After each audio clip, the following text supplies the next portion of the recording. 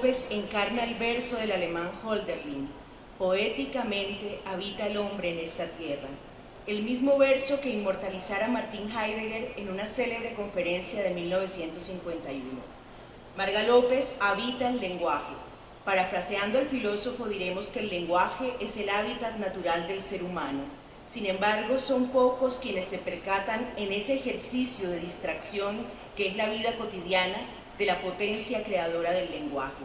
Solo algunos, en medio de lo diverso, reencuentran la unidad y ofician un continuo reencantamiento del mundo. Sería fácil pensar que esta es una virtud de los poetas o en general de los artistas, pero el arte es una ocasión para la poesía. Borges declaró esto mismo respecto de los libros. En tanto ocasión, diríamos que se trata de un instante de condensación del lenguaje y no del lenguaje inextenso. Los artistas operan esta alquimia en sus producciones y con ellas suelen muchas veces fugarse del infierno, es decir, del sinsentido de su propia existencia. Y ese sinsentido, sospecho que no es otra cosa que el abandono del lenguaje a causa de la rutina. Hace algunos años, la poeta Marga López compartía en un taller varios nombres de lugares y celebraciones que había hallado en la novela Los Mandarines, Historia del Bosque de los Letrados, del escritor chino Wu Jingzi. La maestra, al pronunciar esos detallados apelativos, ejercía una especie de magia por contagio en sus aprendices. Enseñaba, sin decirlo, el acto de distinguir, de particularizar del fondo común de la realidad aquello que nos es propio. El camino que extendía para lograrlo era la ensoñación poética. Los nombres escogidos por Marga López del libro del escritor de la dinastía Qing en la distante China y en el igualmente distante siglo XVIII resultaban familiares a esa especie de atmósfera que la rodea, aquel modo singular de estar en cada lugar que la destaca de entre la gente sin que acaso ella misma se dé cabal cuenta del modo indiferente en que la mayoría de los demás habitan el mundo sin atender el poderoso y continuo llamado del Logos.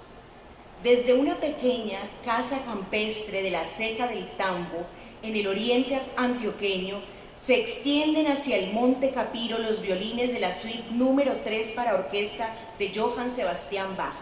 La poeta, arrobada en la música que conoce, sigue cada movimiento y celebra la mañana de sol sentada en una sencilla banca que ha dispuesto en el amplio corredor. La gran melómana cada día baña con distintos ritmos el paisaje. De pronto resulta tan natural sentir cómo se funde esa música que llamamos clásica con la tierra labrada y las viviendas campesinas que parece no pertenecerle a un escenario mejor. La Maga de la Mar es el nombre que reza en el portón. A la entrada luce en su pátina de óxido varias esculturas de hojalata. Entre ellas está la del Caballero de la Mancha, todas obras realizadas por un papá andariego que entonaba arias con acento paisa. Cada rincón de esta morada exhibe una historia, un nombre, impone respeto y reclama una particular actitud de sus habitantes. Fui testigo de este entorno hace casi 20 años, cuando la violencia aún no había expulsado a la maga poeta de su amada casa. Violencia que quedaría plasmada en poemas como Mónica, Oficio de verdugo o Mujer amarrada a una ventana. Conozco también el entorno actual en el que se desenvuelven muchos de sus días, una casona centenaria de igual forma hincada en el campo, a la que no solo Marga respetó en su antigua dignidad, sino que reinterpretó y renombró paso a paso hasta hacerla propia. Aquella disposición de su voluntad de particularizar cada espacio y cada tiempo no es para nada la configuración de una burbuja que separa a la poeta de la tierra. No se trata de un gesto de evasión, sino de la capacidad de intervenir el lenguaje subyacente a cada realidad para apropiársela.